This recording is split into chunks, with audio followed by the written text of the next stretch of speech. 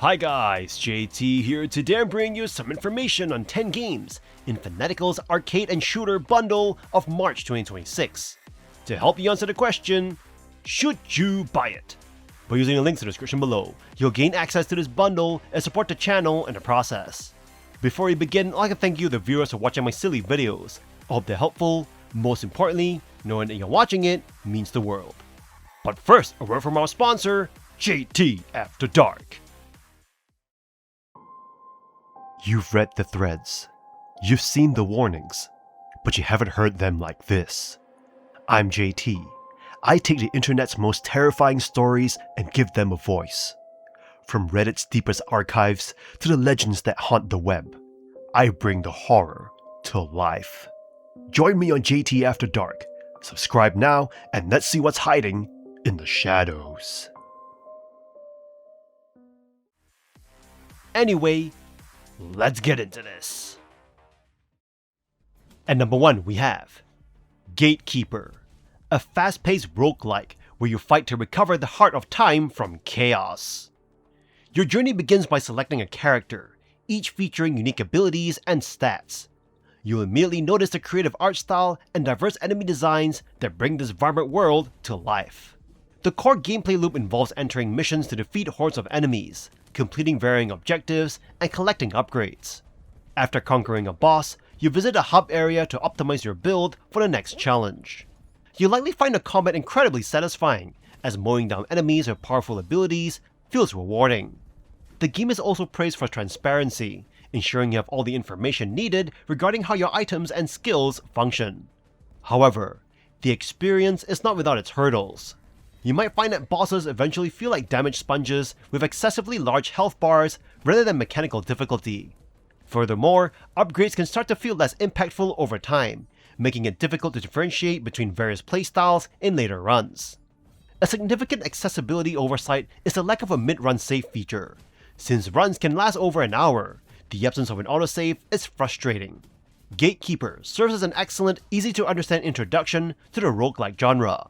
While it suffers from some repetitive elements and limited save options, the tough but fair gameplay and engaging combat make it a truly good time. If you enjoy character-driven action and strategic build planning, this title offers plenty of content to keep you engaged.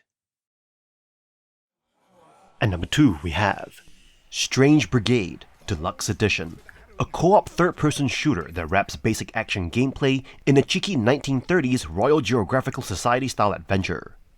You join a team of adventurers, a mercenary, a professor, a warrior, and a mechanic, to plunder tombs in Egypt, raiding lost cities, solving ancient puzzles, and shooting hordes of mummies and zombies. The game's strongest feature is its satisfying shooting mechanics, inherited from the developer's work on the Sniper Elite series. Every shot feels punchy and powerful, ensuring that surviving against impossible odds, often running low on ammo, remains a genuine thrill. The chaos of playing with up to 3 friends adds necessary movement and excitement to the battlefield, making it a decent option for quick fun with a group. However, the game suffers from a sparse raid loot upgrade raid loop. You'll find very little loot variety, and a handful of weapons and upgrades feel limited. Furthermore, the individual characters are largely interchangeable, diminishing the sense of individual growth. Teamwork is discouraged by a weak, instant respawn sarcophagus mechanic that teleports dead teammates out of trouble, allowing you to casually revive them without risk. The game leans heavily on the overwrought, old-timey tone, complete with a constant alliterative narrator and jingoistic colonial themes, and a factionation that quickly wears thin. The scattered puzzles are similarly shallow, often solved by simply following the combination written nearby or shooting puzzle pieces. While the gunplay is solid, the lack of that means you'll likely ache for new ideas, and you may find other better co-op adventures waiting for you. The Deluxe Edition is the ultimate package, giving you the base game plus the full Season Pass. The Season Pass is stacked with content, featuring brand new campaign missions, additional playable characters and skins, new weapons and weapon skins, and much more. You get everything needed for the complete experience right from the start. At number 3 we have Double Dragon Gaiden, Rise of the Dragons. A game that brings back the iconic Lee brothers, Billy and Jimmy, in a fusion of classic beat-em-up action with a healthy dose of the roguelike genre. While this title may not be as narrative-heavy as some other recent titles in the genre, it excels in delivering a fast-paced, satisfying arcade experience. The combat in Rise of the Dragons is notably faster and more intricate compared to previous titles in the series. The controls are responsive, making it a joy to take on hordes of enemies. The addition of multiplayer and tag moves enhances the gameplay, but it's a shame that the multiplayer is limited to local play. What sets Rise of the Dragons apart is its focus on building a cash pot as you play.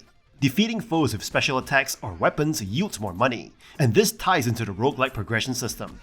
You use money to purchase permanent power-ups for your character, adding an exciting layer of strategy and replayability to the game. The game offers customizable difficulty settings, allowing you to tailor your experience.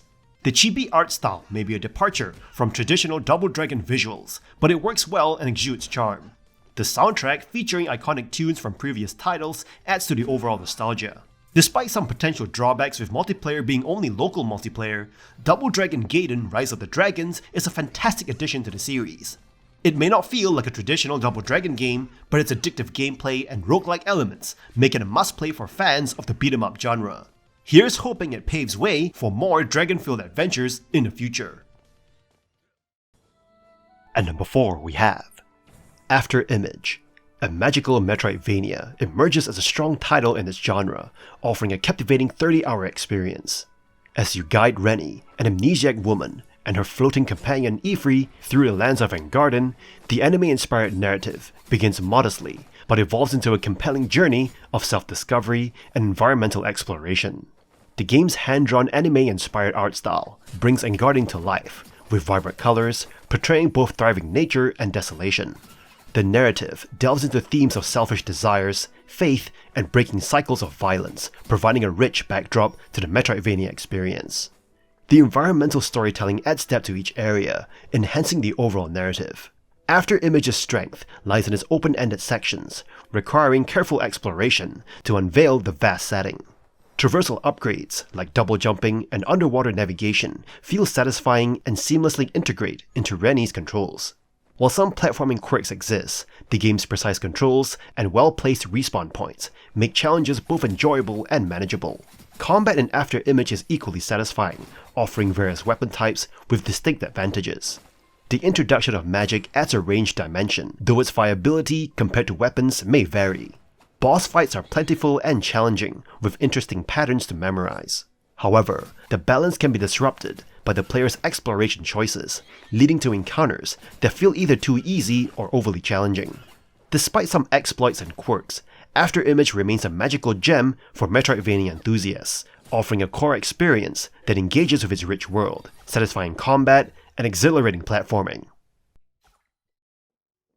At number 5 we have Zero Protocol, an immersive simulation set in an underground Antarctic research facility, where you, as Dr. Brooks, must uncover the truth behind a mysterious event called the Zero Protocol. With the base's staff driven mad and supplies scarce, your goal is simple: survive and escape. Inspired by System Shock, this is not a shooter, despite arming you early on. Every bullet matters, and careful resource management is key. BB4, a nootropic or smart drug, helps maintain your sanity, but using it too freely might not be wise. The game brilliantly plays with perception, sometimes losing grip on reality, reveals hidden truths. This mechanic adds depth, forcing you to decide when to embrace madness. Despite simple graphics, Zero Protocol delivers tension in spades. The eerie atmosphere and psychological elements make each corridor unsettling. Exploring the base means unlocking doors, reading computer logs, and piecing together what really happened. The game's first half is gripping, full of creeping dread, but by the second half, the scares become predictable. Unfortunately, the introduction of small skittering enemies, particularly facehugger-like spiders, feels more frustrating than frightening. Still, the unraveling story keeps you engaged until the very end. With the final choice leading to 2 different endings, the game ensures that your decisions matter. While it does not reach System Shock levels of complexity, Zero Protocol is an impressive solo-developed project. It's a compact, well-executed thriller that leaves you eager to see what its creator does next. At number 6 we have Moonlight Pulse, a 2D Metroidvania where you explore a giant space turtle as a team of quirky animals defending their home from parasitic invaders. You start as Silex, the mole, but soon gather a full party of 4, each with unique traversal and combat styles. Swapping between them is instant, and it feels fantastic. You'll be chaining mid-air combos, solving platforming puzzles on the fly, and navigating clever level design using each character's movement quirks. The character switching mechanic is the heart of the game, and while it offers exhilarating freedom, it also alters the genre's usual progression. Instead of hunting down tools hidden deep in the map, new abilities come from story beats. If you're used to uncovering power-ups through exploration, this might feel more guided, but exploration is still encouraged, especially as you revisit earlier areas with new skills.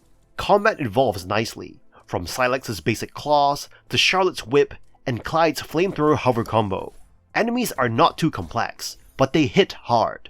Death comes if any one of your characters fall, though you're given second chances by auto-switching to a teammate, adding tension and strategy to every fight. Fast travel through the Turtle's vein system is a clever twist that ties into the world's charm, while witty banter and involving NPC dialogue keep the narrative light and fun. The visuals are vibrant, the movement is buttery smooth, and while the music is not a standout, sound effects add punch. At around 5 hours, Moonlight Pulse is a tight, memorable experience. If you love creative movement, you'll have a great time. At number 7 we have POSTAL, Brain Damaged. A semi-retro style first-person shooter game. The plot is quite simple. The postal dude has brain damaged and you fight the disturbing things that are in his mind. This game harks back to classic FPS games like Doom and Quake, but instead of going full-on pixelated graphics, it goes for the more early PlayStation 2 graphics. This game features 3 episodes with 5 levels per episode, and each level has been designed meticulously with plenty of secrets to find and a ton of enemies to kill. You'll have access to 10 weapons that are all very unique to this game, like a gun that shoots urine, a shotgun that can also act as a grappling gun, or even a shovel that is also a chainsaw, among others. Most importantly, they're all really meaty and very fun to use to turn your enemies into a pile of red jello. Enemies in this game are varied too, and a lot of them either pay tribute to old Doom games with a funny spin, or even meme characters from our world like Karens. In fact, there's a Karen that serves as a boss fight. Gunplay is really fast and it can get quite challenging, especially on higher difficulties. So if you like a retro fast-paced shooter, then this is a game for you. At number 8 we have Gori, Cuddly Carnage, Special Edition. A chaotic, over-the-top character action game where you play as a foul-mouthed house cat on a hoverboard, taking on an army of murderous stuffed animals. Yeah, it is as wild as it sounds. You'll slice, slam, and rocket your way through waves of plush unicorns, grind rails at breakneck speed, and chain attacks like a furry Dante on wheels. Each level introduces new mechanics and bizarre set pieces, keeping things fresh and binge-worthy from start to finish. The hoverboard is not just for traversal either. It is your primary weapon, movement tool, and lifeline during frantic chase sequences. Combat is fun and flashy, though if you're looking for Devil May Cry level depth or precision, you might come away wanting. Still, the variety of enemies, satisfying power upgrades, and optional arena challenges make up for the lack of complex combos. The tone is unapologetically crude and gory, but since you're only ripping up stuffed animals, it is oddly guilt-free. Whether you're blasting rocket-toting bears or slamming through shielded plushies, you'll feel like a total badass. Boss fights can be a hit or miss, but the moment-to-moment gameplay rarely lets up. If you're in the mood for a ridiculous, fast-paced action game that does not take itself too seriously, Gori, Cuddly Carnage delivers. Just be ready for blood, F-bombs, and a whole lot of fluff flying everywhere. The special edition includes the base game and 3 skin packs. At number 9 we have Intravenous 2, a top-down stealth action game that challenges you to think before you shoot, or sneak. As Sean, a hitman with a moral code, you are thrust into a grim tactical world where every footstep, shadow, and sound matters. Whether you're cutting the power to a building or customizing a pistol for maximum silence, Intravenous 2 demands precision. Right from the start, the game lets you tweak difficulty settings that impact everything from AI intelligence to how loud you move. And the result is a tense, rewarding sandbox where stealth feels razor sharp and mistakes are brutally punished. The new weapon customization system is robust. Every attachment changes your approach, from speed and accuracy to noise levels. You're not just picking gear, you're planning a strategy. Levels are bigger, smarter, and more interactive. You'll crawl through vents, manipulate lights, and bait guards into traps. And when stealth fails, a throwing knife, or burst fire Glock 20 make sure you're not left defenseless. Visually, the game's gritty pixel art style is more refined than ever, and the soundtrack, especially tracks like The Nightclub and Police Precinct, delivers pulse-pounding tension and cinematic flair. Dual protagonists, varied ammo types, and day-night missions add layers of depth and replayability. Intravenous 2 is not for the faint of heart, but if you crave deliberate immersive stealth, it's one of the sharpest tools in the genre. It respects your intelligence and rewards your patience. And in this world, patience is survival. And number 10 we have Aura of Worlds, a roguelike platformer where your wits, reflexes, and the environment around you are your greatest tools for survival. It blends challenging gameplay with procedurally generated levels, making every playthrough a fresh experience. You start with a tutorial that eases you into the mechanics, giving you a taste of the abilities you'll rely on. From a central hub, you venture into a diverse, ever-changing world, ever fraught with hazards, enemies, and surprises. The game demands a careful balance of exploration and speed, as a creeping gas often forces you to rush toward the exit. You'll need to weigh the risk of exploring for rewards against the dangers of traps or encroaching threats. A defining aspect of the game is its interactive environment. For instance, you can topple a lantern to send flaming oil cascading onto enemies, or yourself if you're careless. Your starting gear, like shields, grappling hooks, or blink abilities, can drastically alter how you approach challenges, giving the game a dynamic and strategic edge. Boss fights are tough, but rewarding, testing everything you've learned. While there's little narrative, NPCs add some charm, and the game's ongoing updates hint at more to come. If you're after a challenging roguelike with clever mechanics and replayability, Aura of Worlds is worth a try. Its mix of environmental ingenuity and unpredictable levels makes it a delightful addition to any collection, even if the difficulty might occasionally test your patience. And that's all for this bundle.